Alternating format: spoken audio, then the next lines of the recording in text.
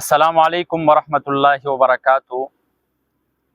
سن 1916 میں ایک ایسی تحریک کا آغاز کیا گیا، ایک ایسا خفیہ منصوبہ بنایا گیا کہ اگر وہ خفیہ منصوبہ کامیاب ہو جاتا تو 30 سال پہلے پاکستان وجود میں آ چکا ہو۔ یہ کہانی 1857 کی جنگ آزادی کے بعد کی ہے کہ 1857 کی جنگ آزادی کے بعد انگریز سامراج کی طرف سے مسلمانوں پر طرح طرح کے ظلم و تشدد کے پہاڑ ڈھائے جانے لگے، مدارس نشانے میں آ گئے، علماء نشانے میں آ گئے، مسلمانوں کا جینا محال ہو گیا معاشرے کے اندر۔ اس اثناء میں دیوبند کے سپوت شیخ الہند حضرت محمود الحسن دیوبندی رحمہ اللہ ایک تحریک کا آغاز کرتے ہیں۔ یہ تحریک باقی تحریکوں سے خفیہ تھی، باقی تحریکوں سے ایک منفرد تحریک تھی۔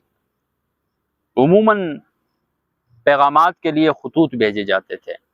یہ تحریک، یہ پورا منصوبہ جو ہے ایک ریشمی رومال کے اوپر لکھا گیا، اور مختلف جگہوں میں پیغامات ریشمی رومال کے اوپر خفیہ پیغامات کے ذریعے بھیجے جاتے تھے۔ اس وجہ سے اس تحریک کو تحریک ریشمی رومال کہا جاتا ہے۔ اس تحریک کے بانی حضرت شیخ الہند محمود الحسن دیوبندی رحمہ اللہ تھے۔ اسی تحریک کی قیادت افغانستان میں حضرت عبید اللہ سندھی رحمہ اللہ فرما رہے تھے۔ اسی تحریک کی قیادت ارض حجاز میں مولانا حسین احمد مدنی رحمہ اللہ فرما رہے تھے، اور یہ تحریک بڑے زور و شور کے ساتھ چل رہی تھی۔ طرح طرح کی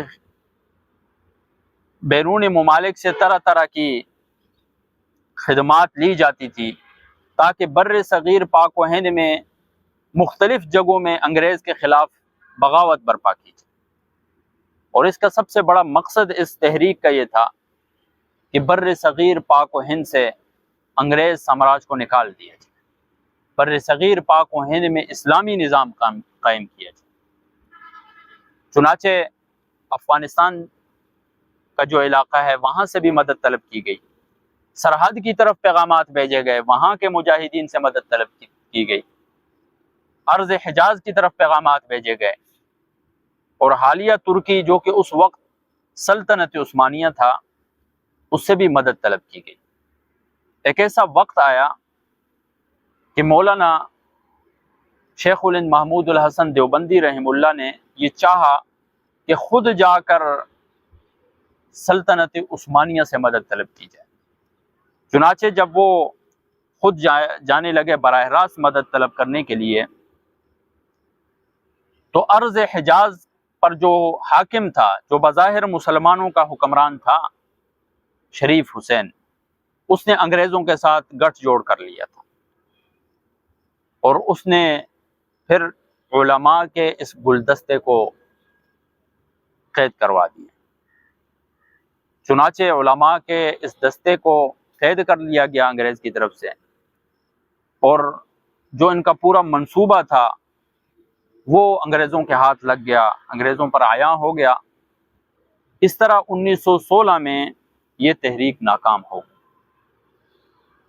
اور جتنے علماء تھے اس تحریک کے اندر وہ سارے کے سارے مالٹا کی جیل میں قید ہو گئے۔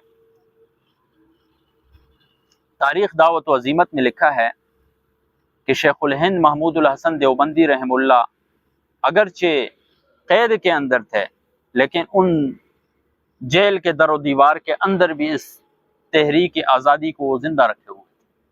ان کا جسم لاغر ہو چکا تھا، وہ مصیبتوں کے باوجود، مشکلات کے باوجود وہ اس تحریک آزادی کو زندہ رکھے ہوئے تھے وہاں پر۔ اور مالٹا کی جیل، وہاں کی مشکلات، وہ ایک الگ ایک داستان تھی۔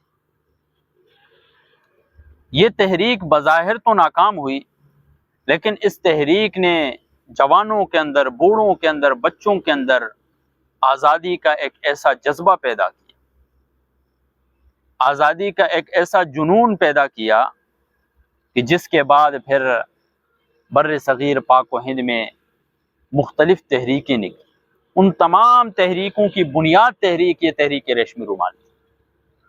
آج پاکستان وجود میں آیا ہے، تو تحریک ریشمی رومال کے مرہون منت ہوا ہے۔ وہ ایک تحریک جس کا آغاز تھا، جو آغاز تھا پاکستان اس کا ایک نتیجہ نکلا، اور پاکستان اس کے نتیجے میں ہمیں ملا۔